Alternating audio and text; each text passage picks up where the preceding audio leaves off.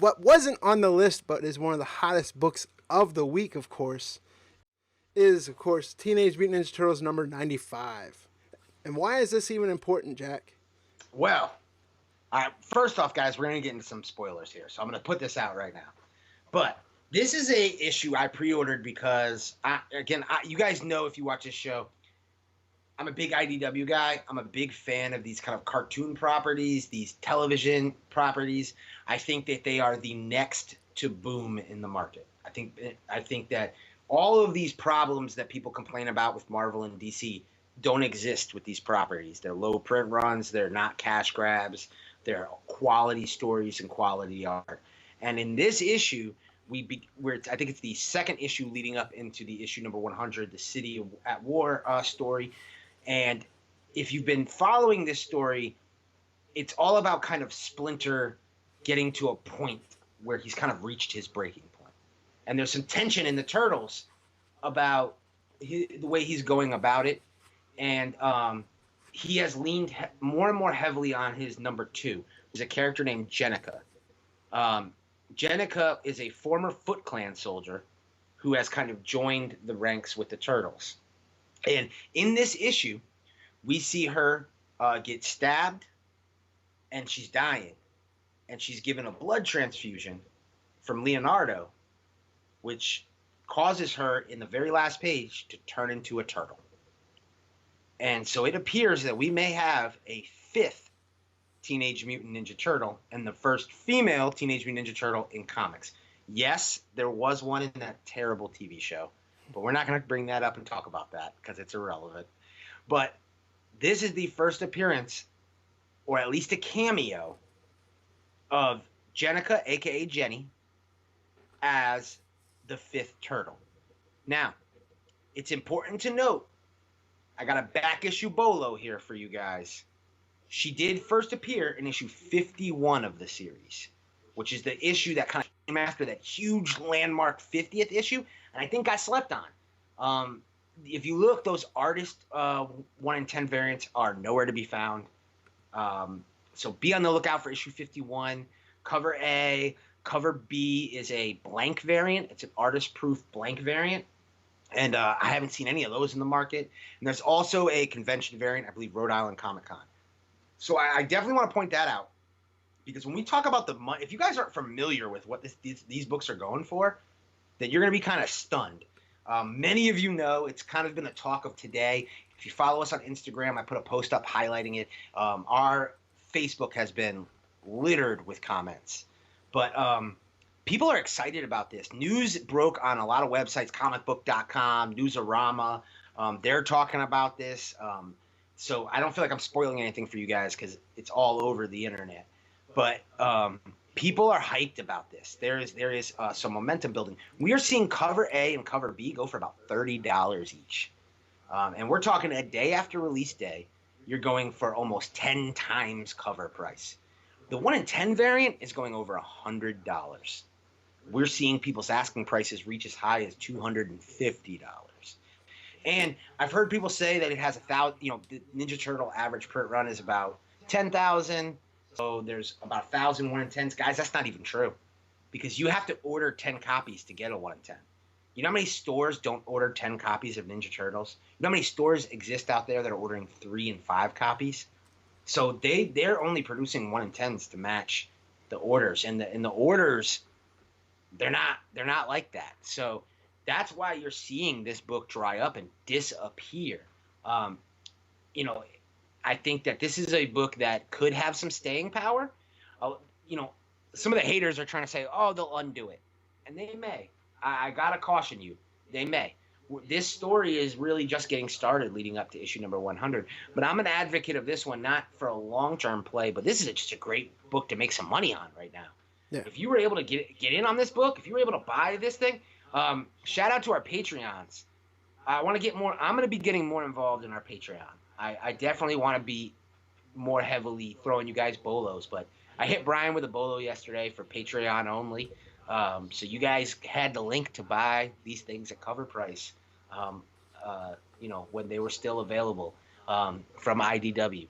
And, that's what I'm an advocate of. Buy this book at cover price and flip this book right now, because mainstream media is jumping all over this. I promise issue 96 will go into this more. We'll probably keep this book hot, but it's important to note that Ninja Turtles has done these last page kind of teases and then reversed it a month later. That's happened a few times. There are some other key issues for this character. Issue number 59, she returns. That was the issue that famously had the fake Splinter death. So that was a book that's kind of dead spec that I think is one to keep an eye out for. She was also heavily kind of featured in the new Comic Book Day story. So that's another one to kind of keep an eye out for. She's also on the cover of the B variant by Kevin Eastman of issue number 92. So I could even see that getting some heat as we go forward. If she doesn't remain a turtle, it doesn't invalidate issue number 51. I think either way, I think this is a key character. I think issue number 51 is a safe bet. If she stays a turtle, then issue number 51 becomes what I said yesterday in our chat. It becomes ASM 344, the first appearance of Cletus Cassidy, where it's important, but it's not as important as the first appearance of Carnage. Her as a turtle, if she stays a turtle, will be far more important. If she goes back and is just a person, and also she's been dating Casey Jones. Again, she's Shredder's number 2. So if Shredder's getting old, if Shredder passes, this could be who kind of takes over the Shredder role with the team. And you guys know I'm real bullish on this stuff. And then look at the movies. These Ninja Turtle movies have not done. They've done money, but they haven't done in the market what other comic book movies have done. I absolutely think this character could be in play in future movies. So I'm real bullish on this. I think that this is one to keep an eye out for. And then we're going to talk about retailer exclusive variants, because the internet went nuts because she's actually featured on a cover by the shop Comics and Ponies, who a lot of people aren't familiar with. So it kind of went under the radar. But the reason they were able to get her on the cover, such spoiler, is that it's a Teen Eastman variant. So they worked directly with Kevin Eastman on the production of this variant. So that book is a virgin cover that features Jenica as a turtle on the cover. If she stays a turtle, that is by far the book to get. And you're seeing that book explode to over $100. So I'll tell you guys, last night, good 3 a.m, I'm getting ready. It's a little earlier than that. I'm getting ready to go to bed. And I start delving into this whole Ninja Turtle situation. Boy, next thing you know, I'm all over the internet. I'm buying from here. I'm buying from there. I'm trying to find copies unsuccessfully. So, guys, I was just like you guys. I was FOMOing, trying to chase it, trying to find it. And shout out to everybody who in the Facebook group who's been mentioning copies that they were able to find. This is one of those situations where when these things pop like this, there's really no limit, because Ninja Turtle fans are rabid, but they just play in a small pond. So when you guys who don't usually mess with Ninja Turtles or don't usually mess with G.I. Joe or Transformers, when you jump in and you feel like you have to have it, that's what pops this market. That's what sends this market going crazy. So that's why I talk to you guys every week about playing in this market, why it can allow you to make some money. If you were early on this, TFAW had copies of The Incentive last week for $3.19. Midtown, before this kind of got public on Tuesday, they had copies for $8.50. So this book was accessible. This book was there. And it wasn't till a couple days before release where retailers started getting that word. When retailers get their comics in on Tuesday and they flip through them, it certainly got out there then. So shout out to everybody who was able to grab up copies. There's still some sitting at LCSs out there who are unsuspecting. Make sure you guys are raiding those back issue or those new comic release shelves. Look for those sleepy stores that get forgot about on release day. And this one did well, again, because there was another book that we're going to talk about later that came out this week that was all anybody wanted to talk about, all anybody wanted to pay attention to. And when that happens, sometimes another book can kind of sneak in the back door. So shout out to IDW, who 2 weeks in a row has a book killing it on the secondary market. Right. You know how many, even after the link, you know how many issues I bought? None, I bet. I bought none.